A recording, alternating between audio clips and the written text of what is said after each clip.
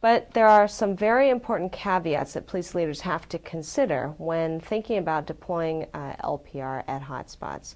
The effectiveness of LPR doesn't just depend on how it's deployed. Even if it's deployed in an evidence-based approach, it may still have little effect on crime or even detection of crime. We've seen this in our experiments, in that there's been very little difference in the general crime or auto theft deterrent effects of hotspots between experimental and control groups. Now, we suspect this is because LPR effectiveness depends more on just deploying it to hotspots. It depends on, for example, the intensity of that deployment, how often hotspots are hit and by how many units, how thoroughly officers patrol areas prone to crime activity such as side streets, alleys, parking lots, etc. Patrolling busy main arteries alone is not going to yield the depth of data necessarily required to maximize the potential of a robust LPR program. There's a lot more thought and planning that have to go into it.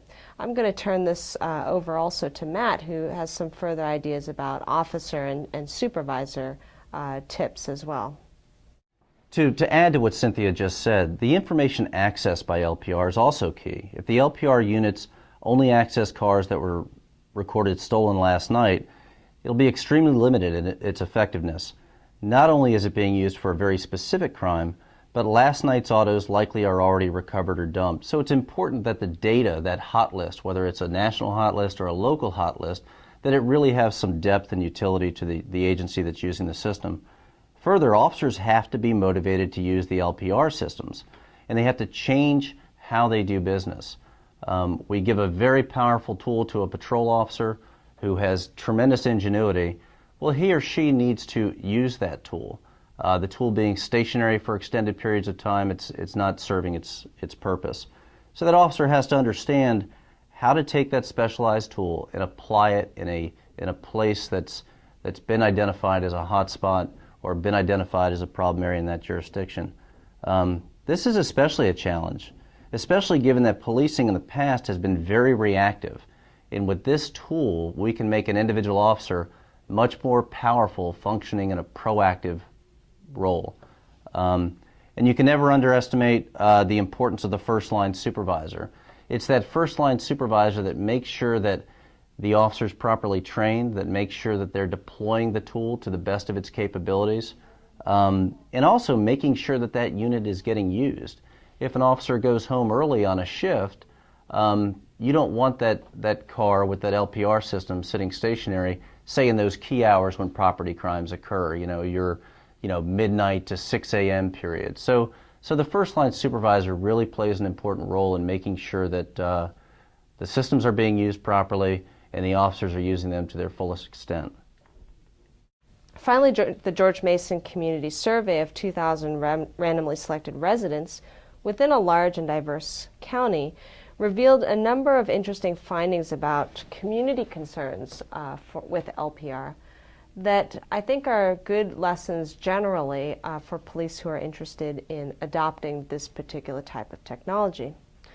The first thing that we found when we surveyed our community was that for the most part, police tend to enjoy high levels of overall satisfaction and confidence from their communities.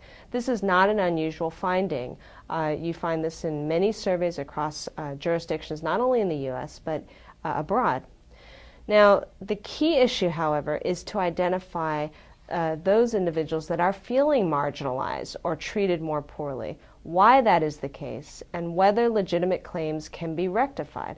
Often communities that feel targeted, that have greater interaction with the police, or who may have been marginalized in the past, may have a vastly different perception of police legitimacy and fairness than others. A number of studies continue to show that racial and ethnic minorities, religious groups, the poor, immigrant communities might feel that they are treated differently or less fairly. This gap in both treatment and perceptions has also been discovered in the United Kingdom as well. So my advice to police agencies listening is not just to rest on the laurels of a 90% satisfaction rate with the police, but to really try to think and figure out which communities fall within that 10% and work with them to improve this concern. Scholars now believe that when citizens believe that police are legitimate and fair, even if the outcomes aren't always positive or necessarily in someone's favor, these individuals will be more likely to comply with the law and see the law as legitimate. This is some of Tom Tyler's work. It may also be that in those communities that the greatest impact can be felt and made with better policing might be in these communities that have low levels of satisfaction with the police. Secondly, when we asked the community what would help to alleviate concerns about LPR, this particular community made 3 suggestions that I think are very reasonable and that should be carefully considered by all agencies. One is that police departments should obtain some kind of permission to use collected data and to treat it as sensitive, law enforcement sensitive, and to respect privacy.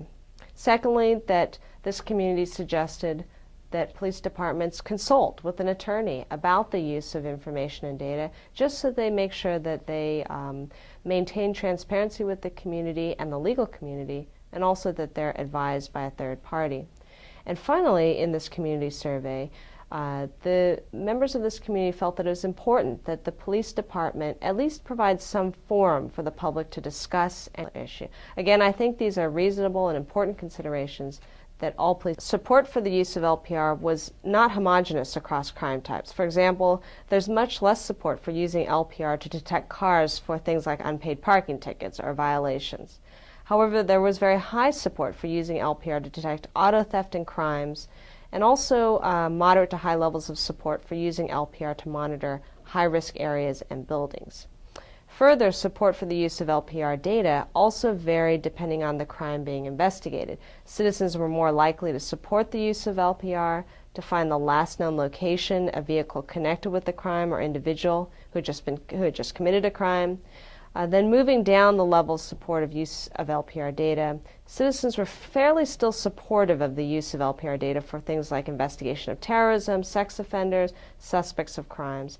However, there was more caution about using LPR data for reconstructing movements of vehicles around certain places, or for use to detect the whereabouts of, for example, parents who fail to pay child support.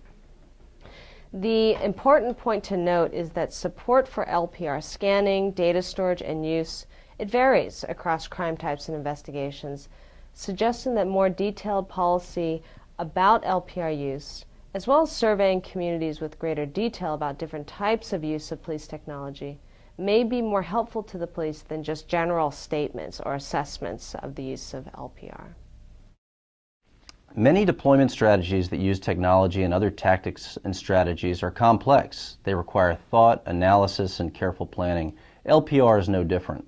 The goal of this brief presentation was to highlight some of the complexities and encourage agencies to think about deployment not just as a reaction to crime, but in ways that reflect what we already know about crime patterns and what to do about them. In this way, evidence-based policing is achieved.